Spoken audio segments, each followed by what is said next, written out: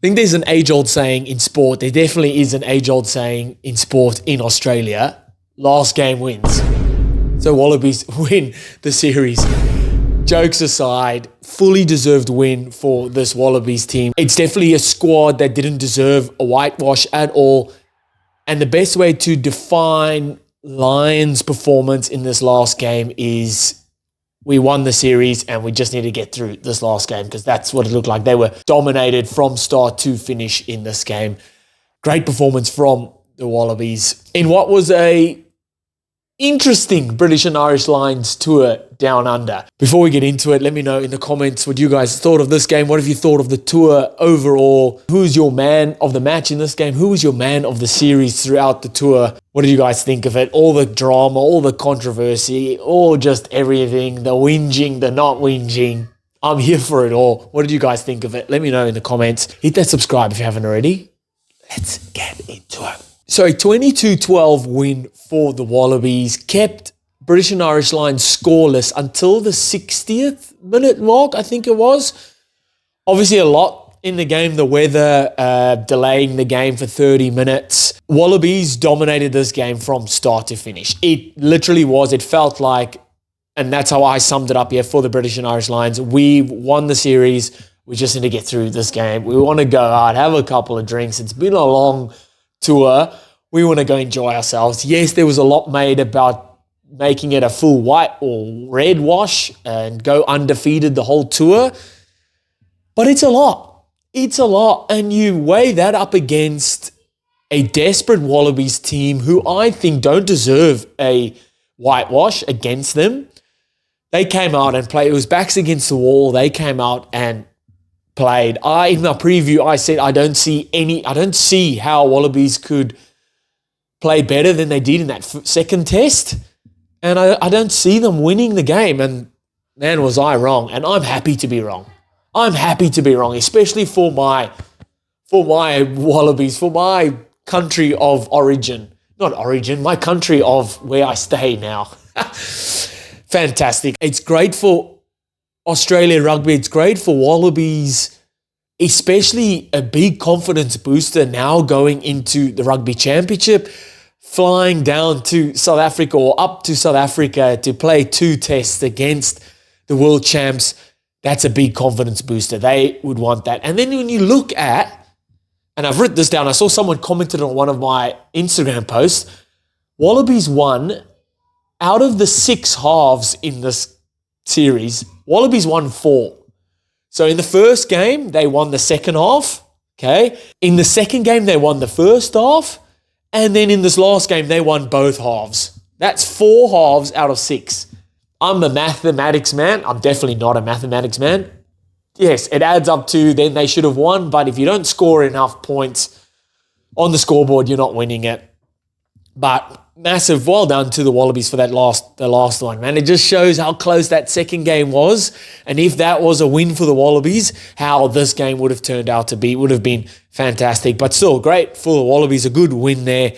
And big, like I said, big confidence booster going forward into the Rugby Championship. Big start in this game for the Wallabies again. Very physical, getting over the ad line, strong running. Will Skelton, Tom Hooper was fantastic. I saw he got man of the match. Then Taniela Tupou was really good, coming around the corner, just carrying with intent, getting over the advantage line. I thought Tom Wright's little grubber down the touchline had kept the ball in play. They then tackled, I think, Hugo Keenan over the dead ball or over the try line. That then resulted in a Wallaby scrum. And off the back of that was just pressure. They got an advantage. They went to play it. Suali'i stands his man up. Little goose, a little no-look pass, and Dylan Peach over in the corner and chucks the big bow and arrow celebration. Absolutely love it. But just high intensity, physical. That's the one thing I did say in the preview. If Wallabies are going to win this, they have to be physical from the start to the finish. And they were in this game. They definitely were in this game. Will Skelton again, immense. Imagine he played the whole series. He literally, British and Irish Lions fans, you have to agree, yeah? He's kind of your dad. Will Skelton getting under your skin or under the British and Irish Lions player's skin from start to finish, or for however long he played. Yes, he gives away a couple penalties, but he's so niggly. I love it. I would love to play on his team. I would hate to play against him, but just so physical, so big. You can't counter his niggle because he's so big. You try and grab him and you can't even reach him. He's so big. So I can't wait for that clash. Will Skelton up against Yebenetsebeth and the big South African boys. I can't wait for that. It'd be lovely to see if he can get under the South Africans' skins like that. While Wallabies were attacking really well and kept most of the ball, their territory where they were playing on the field was fantastic as well. Their defensive efforts, and it was around that 10, 12-minute mark, massive. The first opportunity the British and Irish Lions got to score points. And we saw in that second game how clinical they were when getting into the 22, always coming away with points. So you thought, the first time in the 22, what's going to happen? Yeah, it's most likely going to be a try for the British and Irish Lions.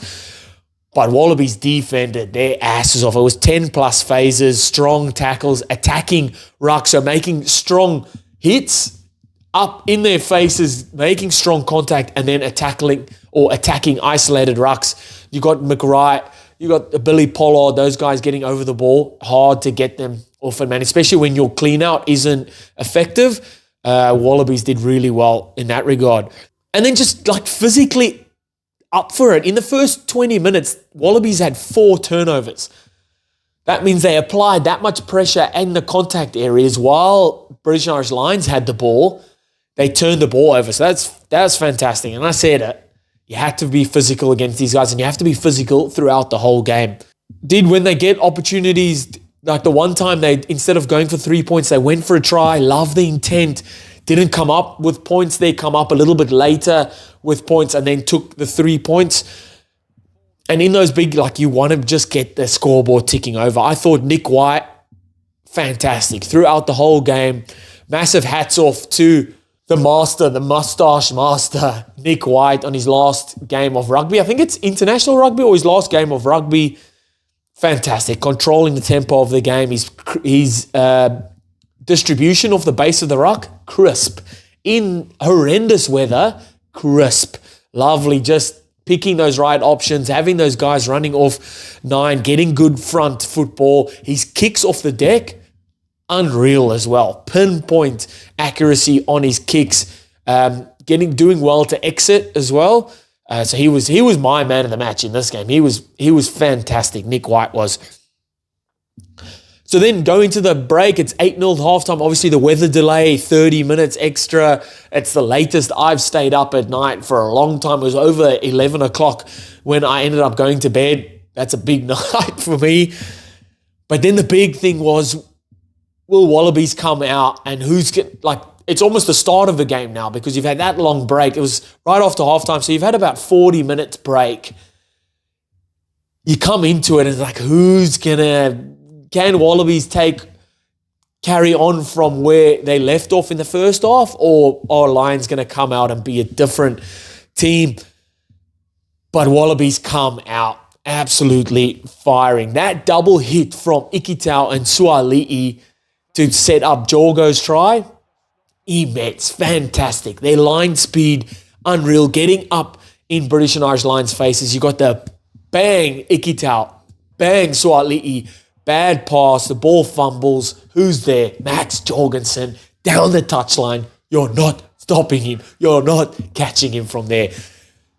Massive efforts that from Suali'i and Ikitau, getting up, making those strong tackles, being up in their faces. That's forcing British and Irish Lions players to shovel shit, and Wallabies grab up the scraps from it. Fantastic. And that's what you wanted. They needed to be that first team to score if they were going to win this game, and they were. I thought their lineouts are really good as well.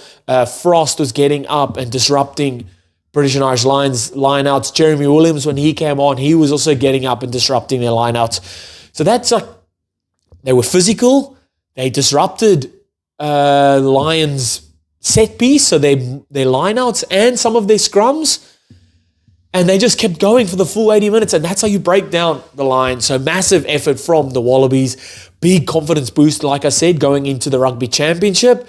And I hope they do well. I hope they do well. Like I said, they did not deserve a whitewash in this series, and they deserved a win, at least this last game win here.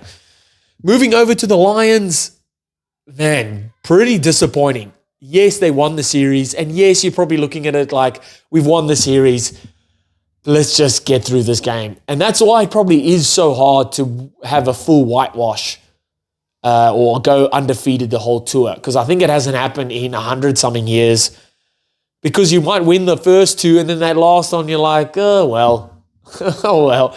And that's what it felt like. I felt like they were dominated from start to finish, just getting bullied physically, in set piece, in all contact areas.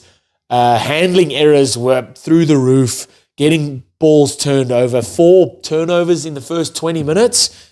And again, massive credit to the Wallabies. And what they did, what Lions didn't do well and what Wallabies did well was keep Lions only to a 1 or 2 phase. As soon as the Lions get a roll on, they get into that 3, 4, 5 phases, they're really hard to defend. And while Wallabies did that once in that 10, 12 minute mark, right in their 22, Lions went 10 plus phases and still couldn't score. Throughout the game, I feel like Wallabies shut them down in that either the first phase or second phase. It was really hard for Lions to get a roll on. They were throwing bad passes, or balls just getting knocked on, or defensively getting smoked. So Wallabies' defensive line speed up in their faces, putting guys like Archie, Finn Russell, Hugh Jones, those guys under a lot of pressure and not letting them run with the ball. Yes, there was a lot of disruptions. You look at Moro Toje getting HIA, Tommy Freeman, HIA, then Tyg Byrne coming off as well. It was James Ryan that got a head knock later in the game, not Ty Byrne that went off. And with a 6-2 split, it does make it hard, especially when you've got backs getting injured, bringing those backs on late. And it just disrupts your plan of how you want the game to unfold or when you want to bring subs on. So yes, there was a bit of disruption there, but still, massive effort from the Wallabies, to pretty much shut down the British and Irish Lions. Scrums were a lot better, I thought, for the Lions when Ellis Genge came on, got a penalty straight away. But even then, after that, I think they got a few free kicks against them. Did take some time. They did eventually score in the 61st minute. Jack Morgan scores just after continued pressure.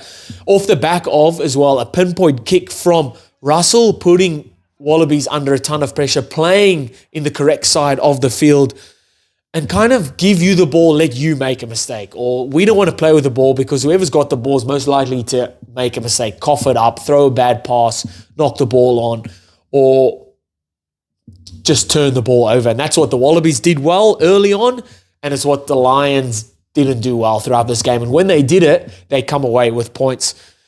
And like I said, it just looked like Lions have won this series already. Let's just get through this game, because I saw the boys on a rip and tear that night out in Sydney, and why wouldn't you? It's been a long tour.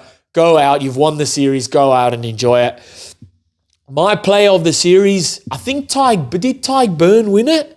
He's been fantastic. I think it would be between him and probably Finn Russell.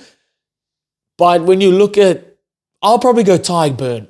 I think Tyg Byrne, man of the series, fantastic. Work he gets through is immense.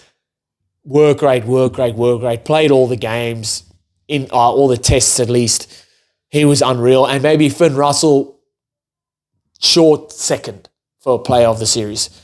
Will Skelton, probably player of the series for me for the Wallabies. He is British and Irish Lions' dad. He was unreal. What did you guys think of it? Let me know in the comments. Hit that subscribe if you haven't already. I'll see you next time. Bye.